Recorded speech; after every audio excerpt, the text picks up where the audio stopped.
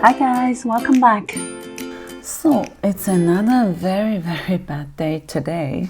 There is a big sell out, literally everything, not just Chinese market today. It's more like in general, everything is selling off.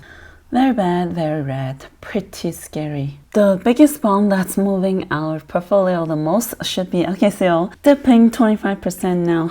At one point, the most was 30% in the morning. So, what is it doing right now? If you look at the S&P 500, it had been slowly, steadily growing since the worst day of COVID last year. And right now it is one day breaking the pattern, seems like it. It is dropping as much as 25% and looks like it continued getting worse. Hasn't had a bad day like this since one of the worst moments last year during the COVID. The Hang Seng Index dropped 3%, completely breaking the double bottom formed before. So what does that mean? I'll share my point of view and also go through the stocks, my top positions, and also some other ones. I'll share a little bit of my view on the macro, and first let's look at the US side. Now, unlike the usual dip, this time it's actually the whole US market dropping. Why is that? I think it's a lot of the fear towards the FOMC meeting, speculating the Fed to talk about the plan of tapering and also maybe even mention the plan of increasing interest rate. So this is why it's starting to price in that meeting just in case. Now, unlike the usual quadruple witch day, which was last Friday, usually it is the most volatile day,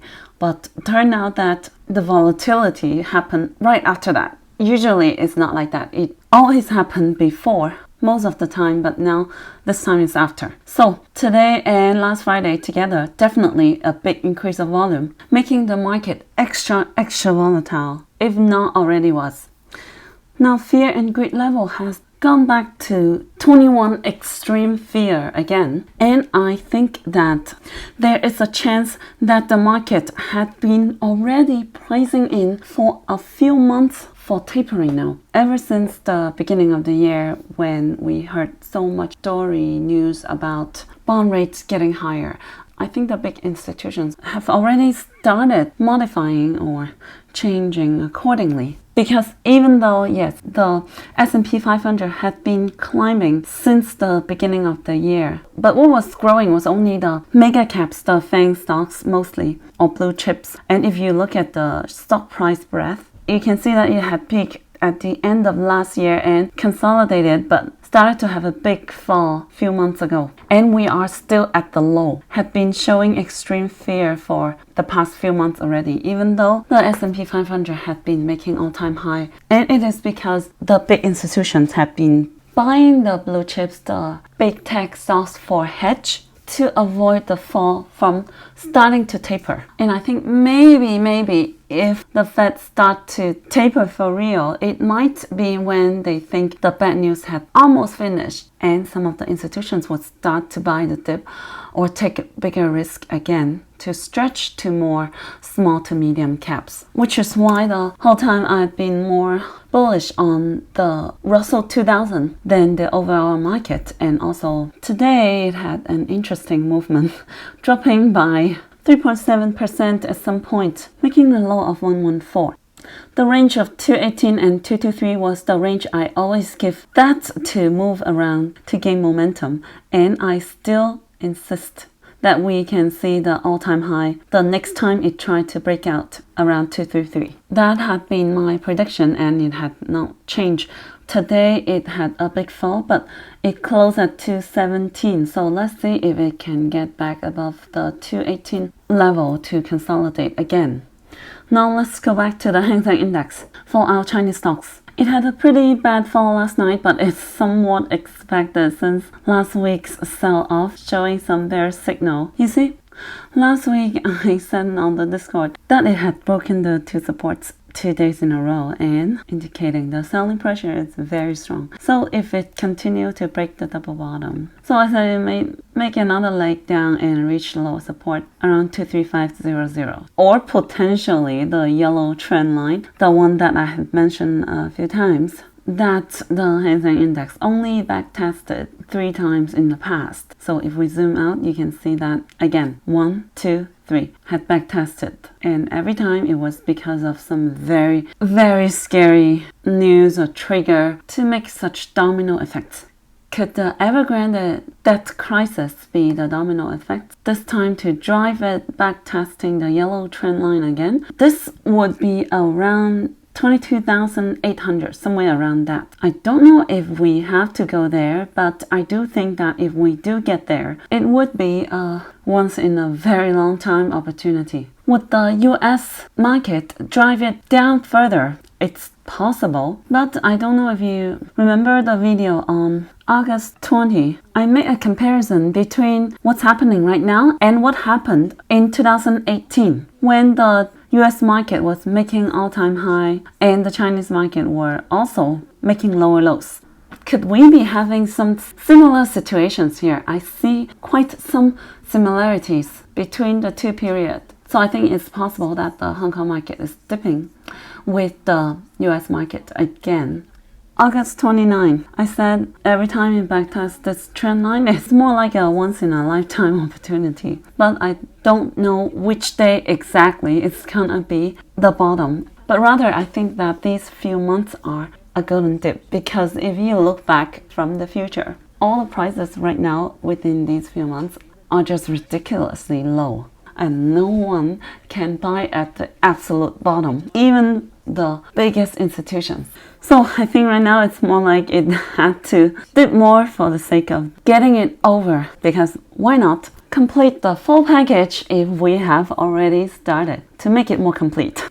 Okay, so it could be the fear of Evergrande, it could be the fear of the negotiation in October, it could be because of the long holiday for the National Day that the market would be closed for a week. Just like these few days, the Shanghai or all the mainland stocks are closed. Some investors might be worried that it would be somewhere like last time for the Chinese New Year, because remember right after the Chinese New Year holiday that the Chinese market were closed for a long time. Right after that, the fall started pretty dramatically. So investors might be thinking this time it could be the same, so they are selling out because they want to stay out of it in case it happens again. And also last time the sellout happened right after the 100-year anniversary of the CCP, remember? So this time, the National Day, it does make sense for a little bit sell-off before the National Day, because people are worried to hold through such a long holiday. So it could be various reasons for this. And I think that, yeah, why not just complete the whole package to shake off the undetermined investors, to lower the US institutions' investment and increase the Chinese holding during the big fall. And for the short to medium term, you can see that we have been having the MACD divergence for a while. Since the first bottom in July, it had reached the lowest low of the DIF, and after that, the price make lower lows, but MACD makes high lows. So that is a good sign, and this time is actually the second time it happens. So it gives it more chance than the last time for it to rebound while it's making lower lows. So there's a good chance that this time the rebound after this dip might be stronger than last time. And this signal, we can see it all over in many other stocks, not just the Hang Seng Index really. Even the one that weakest, which is BABA in all the big tech Chinese stocks, it is the weakest one. And even so, BABA has been making lower lows while the MACD is making higher lows. So at least that is one good sign. And how to explain this is that I think there is a phase where the institutions sell first. Usually it has bigger volume, and the next phase following that is the retail investor sell, usually results in lower volume. So first is panic sell, and then is frustration sell. And I do think that we are at the second phase right now with this dip.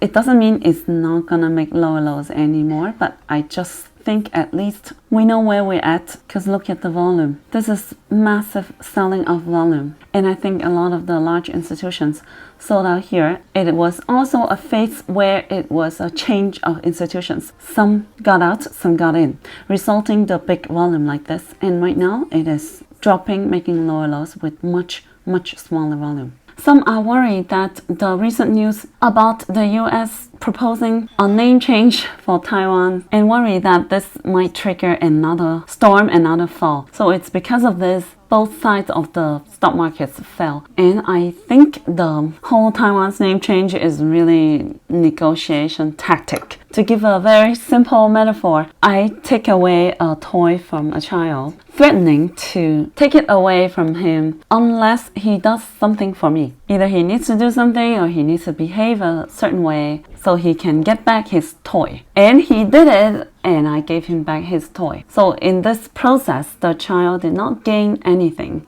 Because I did not do him a favor, I didn't do anything, didn't give him anything new, it's just he didn't lose, but he did something for me. So that would be a negotiation tactic, in my belief, because the two countries are going to negotiate for many things at the same time. So I think this is a way for US to collect more chips on the negotiation table. I guess both countries are collecting their chips. They each got good card and bad card, so we'll see how they play it. But right now I do think that it really looks more scary than it should be. Let's look at more stocks, and I think you can find this pattern familiar. First, NIO. Share price making lower lows. MACD making higher lows. Divergence. EH not even making lower lows yet. And since the end of July, it was also making lower lows with higher lows, MACD. And now it is not making lower lows, making it looking one of the better ones. Not looking that bad really. Same thing with LKCO. MACD is making higher lows while the share price is making lower lows. Now, if this continue this way,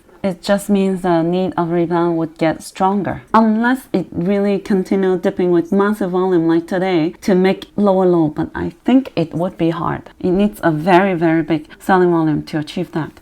Luckin have had a crazy rally since May already, rising up with the orange trend line I drew actually many months ago. It's still following this, not breaking it yet. Many of the stocks, at least all of my top positions, are showing similar pattern, except for ZEPP though. It's making lower lows on the share price and lower lows on MACD. So the selling volume is not getting less, not shrinking. And there's no official news to justify this fall. But I think it has something to do with Xiaomi's CEO selling the share of Xiaomi, which I don't know why. But that news was announced at the beginning of September. And if you see that ZEPP had really been falling since the beginning of September. Before that, it was really holding through a few corrections. NIU, which I had called out bottom in mid-August, is not even making lower lows. Also, Teladoc, ticker symbol TDOC. Xiaopeng is not even making lower lows since July yet, holding up considerably well. Same thing with MNSO, ticker symbol MNSO, which I also called out at bottom in August. It's been holding well, not breaking support yet. VIPS, same thing.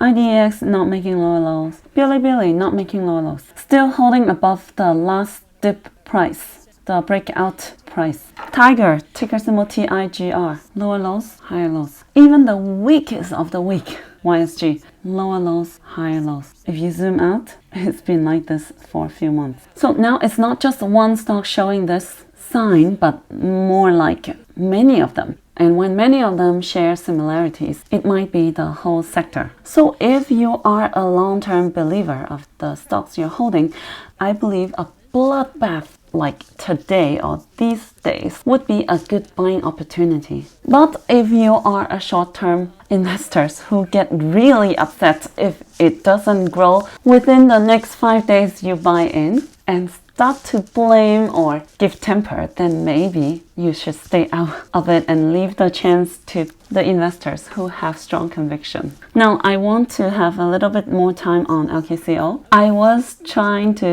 I've been spending time to edit the interview and translation from Chinese to English, and it takes a lot of time. And not only that, it's not as simple as I thought, because I do need to run through the legal to decide what can be disclosed and what cannot be. So as of right now, I don't even know what I can say in public without running through the legal after the interview. So I will share what I think makes sense. First of all, it really took me by a surprise, big shock, just like you did in the morning when you saw that it went down as much as 30% in a day for a share offering. Because during the interview, there was no mentioning about this at all, even when I asked about the mixed shelf offering. So the moment I found out this, I tried to reach out to the company again to ask more detail. And right now, waiting for the response, because of course, it's a holiday. But anyways, I think this time the share offering is different than previous ones because of several reasons. First of all, last time they raised more capital, it was in February, and they had raised 100 million with the issue of around 45 to 50 million new shares. This time it's 32 million shares at the price of 1.2. So it is really a big difference in the pricing of the share. And it really seems like it is targeting to specific institutions. I don't know if it's one or two or many, because it says certain institutional investors. So certain institution, not a general share offering like normally.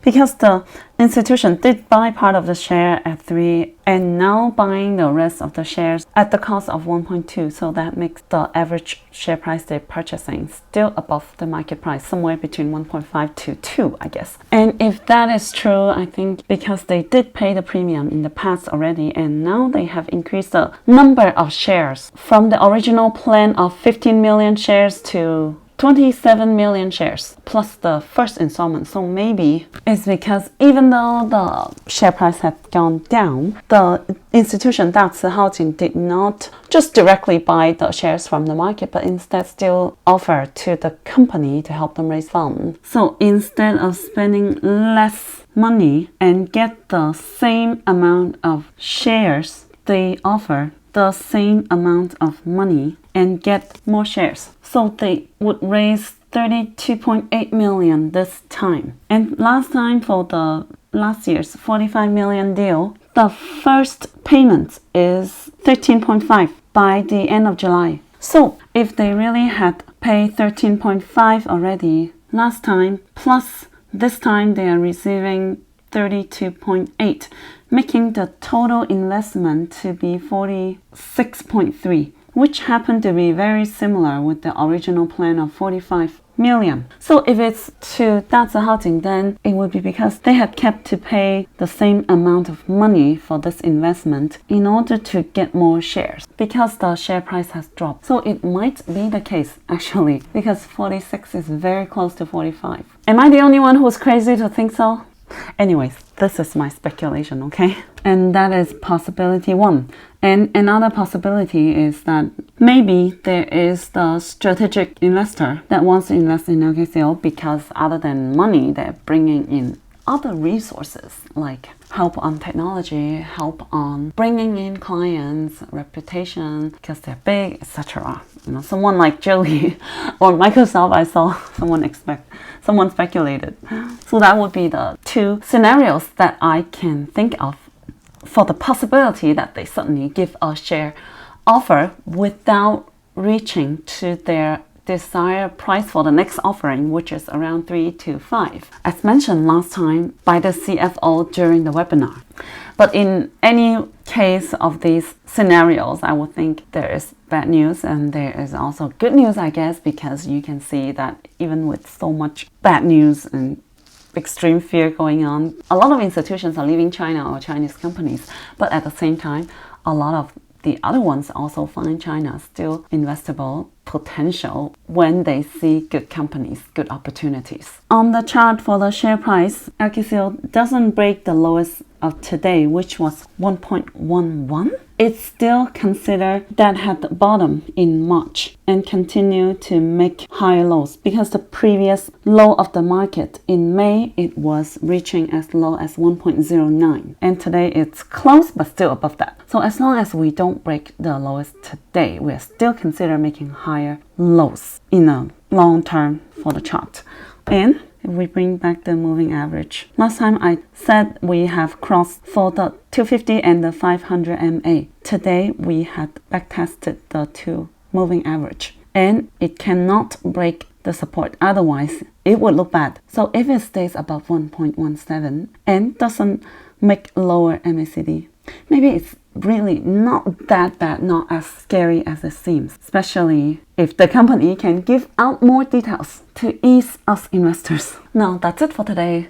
Let me know if you almost had a heart attack in the morning, or if you had did anything with your shares. Did you sell? Did you buy? Now if you have enjoyed this video, please give me a big like and write me a great comment, and I'll see you tomorrow. That's it guys. Hope you can find my videos helpful. Make sure you subscribe to my channel and give me a big like. Thank you.